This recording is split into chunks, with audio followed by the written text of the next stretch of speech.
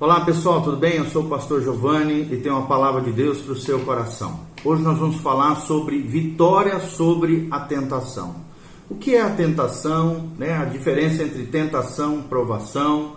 Nós vamos entender como utilizar os recursos que Deus nos oferece para sairmos triunfantes diante dos desafios, das dificuldades e das tentações que a vida nos impõe. Nós aprendemos, à luz da palavra de Deus, que não obstante a pessoa ser salva por Cristo, ela está sujeita, sim, às tentações. Aliás, é após a conversão que as tentações se tornam ainda mais evidentes na vida da pessoa. O fato é que agora, após a aceitação de Jesus como Senhor e Salvador na nossa vida, a pessoa está envolvida numa batalha espiritual, travada contra o diabo, os demônios, o mundo sem Deus, o cosmos sem Deus e a sua natureza pecaminosa, que a Bíblia chama de carne. E é claro, você, se está em Cristo, está do lado vencedor e você pode ter vitória sobre a tentação. A Bíblia afirma que o cristão não deve viver debaixo do império da morte, do império do pecado, nem subjugado por ele. Por outro lado, também seremos provados quanto à nossa fé. Então, o que devemos fazer? O que fazer, então, diante da tentação? Em primeiro lugar, nós precisamos entender que existe uma diferença entre tentação e provação. Na língua grega, a palavra é a mesma, só que nós vamos mostrar as diferenças que existem entre elas. Primeiro, tentação. O que é? É de origem satânica ou então carnal. Está lá em Mateus 4:1, em João 13:2, Tiago 1:14, fala que a tentação é de origem satânica. Ela procede da nossa natureza adâmica, pecaminosa, ou seja, da nossa carne. É Satanás movendo-se na nossa natureza pecaminosa, carnal, para de alguma maneira nos tentar. Em segundo lugar, dentro da tentação, ela visa sempre o mal, ou seja, ela quer nos tirar da dependência de Deus, da comunhão com Deus, da conexão com o céu. É o que nós vemos em Mateus 4, de 3 a 6, e Mateus 4 também, de 8 a 9. É a tentativa satânica na tentação de Jesus de tirá-lo da dependência de Deus. Nós também vemos que a tentação não é um pecado em si, porque senão Jesus teria pecado. Jesus foi tentado em tudo, porém sem pecado, é o que diz Hebreus 4:15. A tentação também pode ser definida como aquele impulso inicial que a pessoa sente para cometer pecados. É aquele desejo, aquele impulso, aquela, a psicologia chama de pulsão. Então, é aquele impulso inicial que a pessoa sente para cometer pecados. É o que nós vemos em Romanos 7, 18 a 19. A tentação é, pois, procurar seduzir alguém para o pecado, persuadir a tomar cada um de nós o caminho errado, mas ela não vai ser vitoriosa na nossa vida em nome de Jesus. E o que é aprovação? Qual é a diferença entre os dois? Por isso nós estamos conceituando cada um desses dois conceitos teológicos, bíblicos, dentro da cosmovisão cristã. O que é aprovação? Provação já é de origem divina, é Deus provando o homem em meio às circunstâncias, em meio às situações. Nós vemos isso em Gênesis 22:1. A provação do crente, a provação do cristão visa fortalecer a pessoa e não derrubar a pessoa, é o que nós vemos em Hebreus 11, de 17 a 19. Uma observação importante é que Deus não queria derrubar Abraão, mas sim fortalecer a sua fé. E isso, graças a Deus, aconteceu. Tanto é que Abraão é chamado de o pai da fé. É o patriarca da nação israelita e é o nosso pai da fé. E por causa de Abraão, nós somos imputados na família de Deus. Mediante a nossa fé em Cristo Jesus, somos inseridos no povo de Deus por causa de Abraão.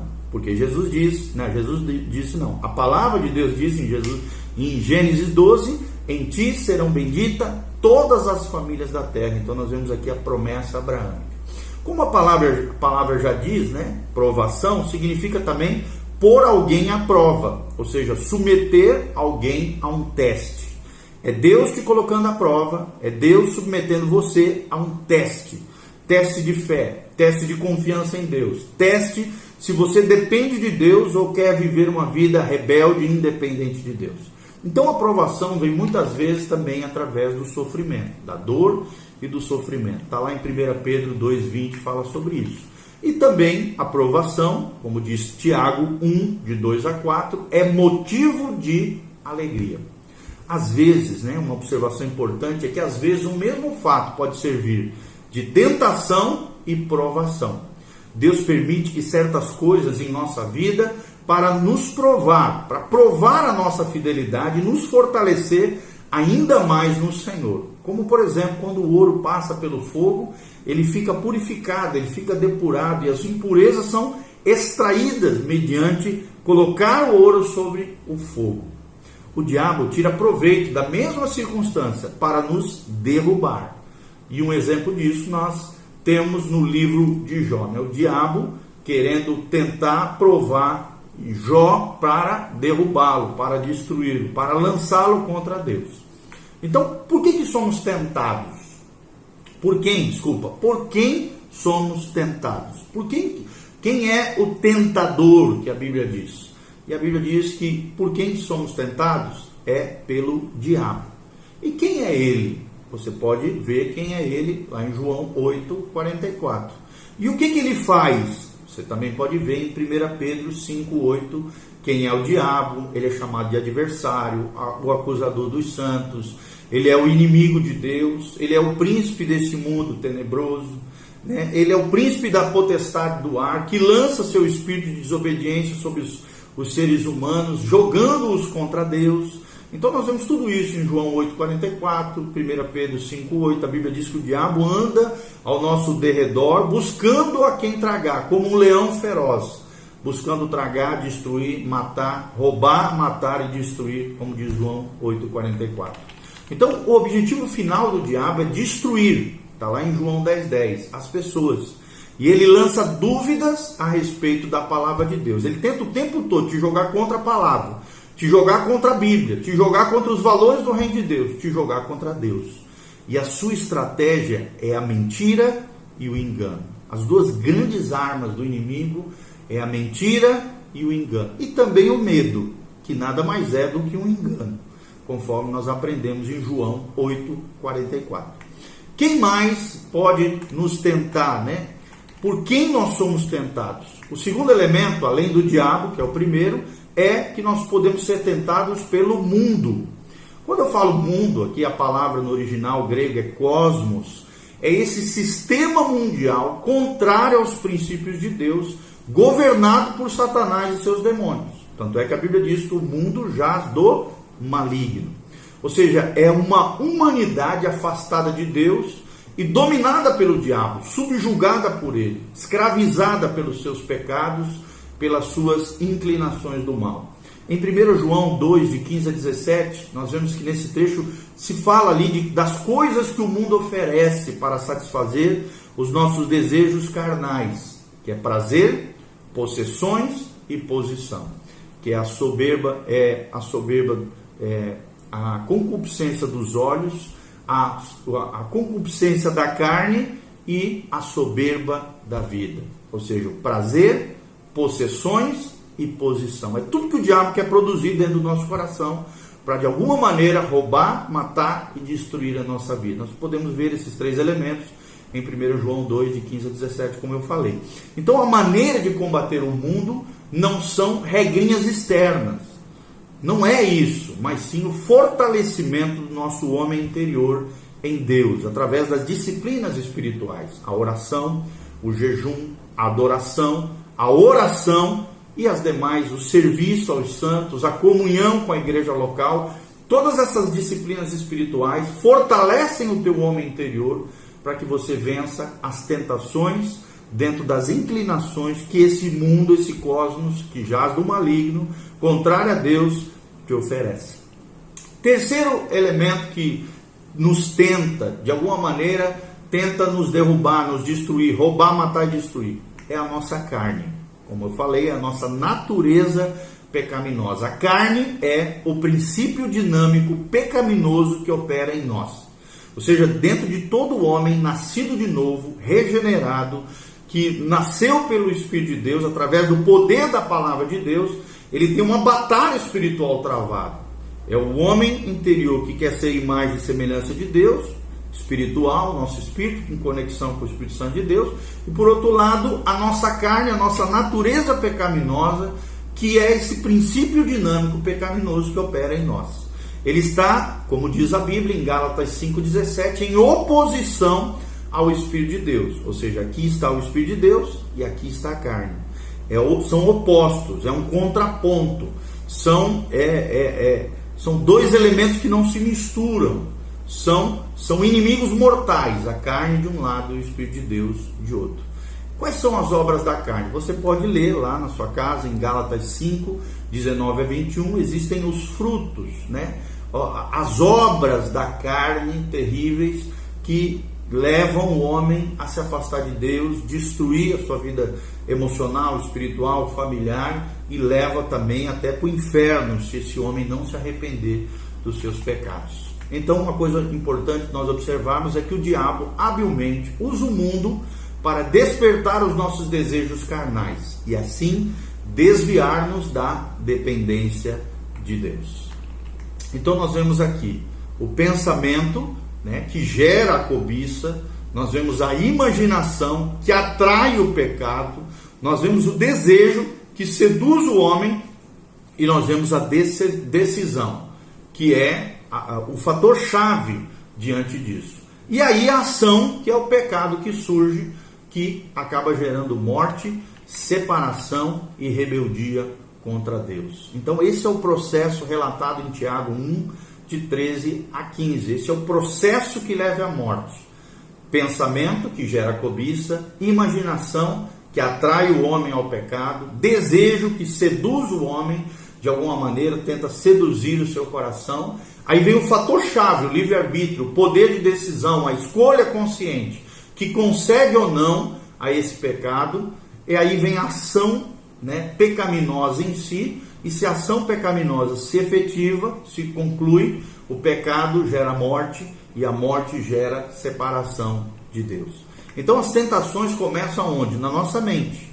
Se perdermos a batalha da mente, o passo seguinte é a imaginação. Da imaginação vem o desejo. O desejo, do desejo pode surgir ou não a decisão pelo pecado ou não. E após a decisão vem a ação pecaminosa, se nós dissermos sim para aquele desejo iníquo, pecaminoso. Uma vez consumado o pecado, em palavra, em atos, pensamentos, ações ou reações, vem a morte espiritual ou separação de Deus. É o que o pecado faz. Mas como é que eu e você podemos obter vitória sobre a tentação? Isso é muito importante. Como obter a vitória sobre a tentação? Em primeiro lugar, levar todo pensamento cativo à obediência de Cristo. É o que nos ensina Paulo em 2 Coríntios 10, 5. E isso impede o desenvolvimento dos demais passos que nós vamos mencionar. Segundo lugar, reconhecer a realidade do diabo, do mundo e da carne, e saber como é que eles agem e enfrentá-los agressivamente, lutar contra eles.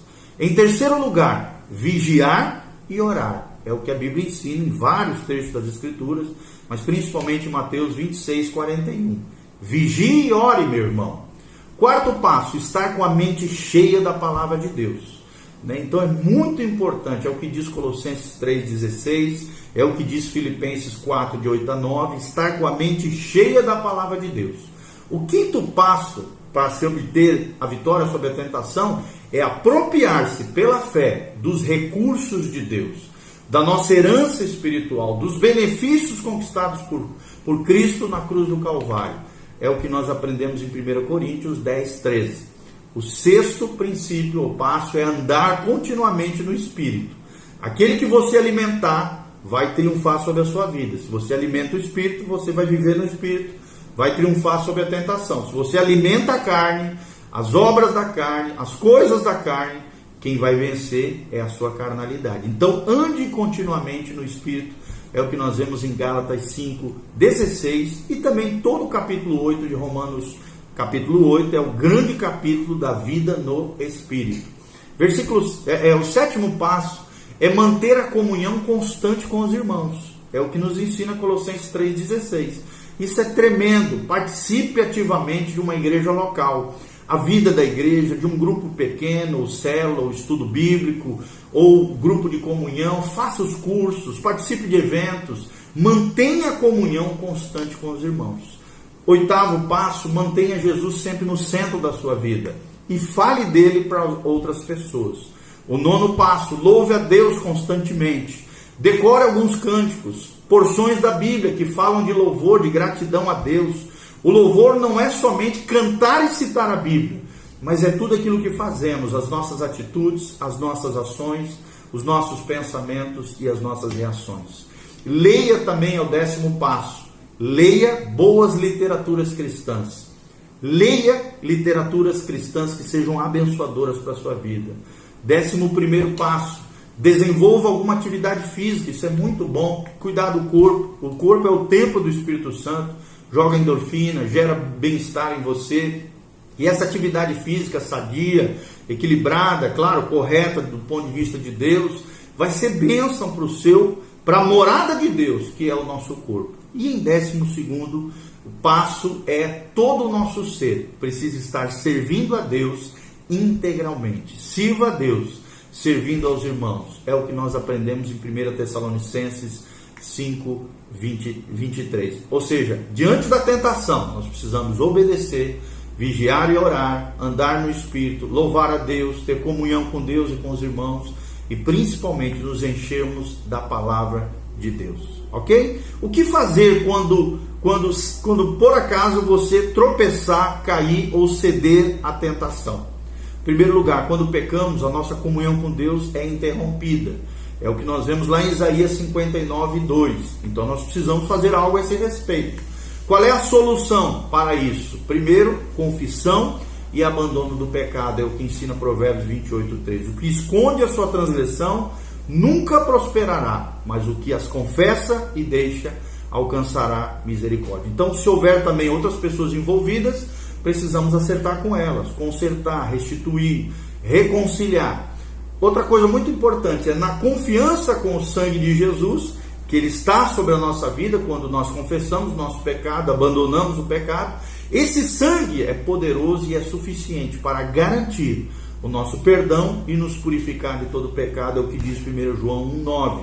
Se andarmos na luz, como Ele na luz está, temos comunhão uns com os outros, e o sangue de Jesus, seu Filho amado, nos purifica de todo o pecado. Então nós não precisamos ficar carregando um fardo pesado dos pecados cometidos no passado ou no presente. Conserte a sua vida com Deus. Uma vez confessado o seu pecado, devemos nos apropriar do perdão oferecido por Deus, através do sangue de Jesus, e continuar a viver de tal maneira que Deus seja glorificado através das nossas vidas. Uma conclusão de tudo isso que nós falamos, graças a Deus, que em Deus e em Cristo sempre nos conduz em triunfo, é o que diz Paulo, por meio de nós, manifesta em todo lugar a fragrância, o bom perfume do seu conhecimento, porque nós somos, para com Deus, o bom perfume de Cristo. Tanto nós, que somos salvos, como também, infelizmente, nós exalamos morte para aqueles que se perdem, vida para aqueles que são salvos, e cheiro de morte para aqueles que se perdem. É o que diz 2 Coríntios 2, 14 a 15. Então, seja um bom perfume de Cristo. Seja um bom testemunho como cristão. Exale esse cheiro de Deus, esse cheiro de Jesus.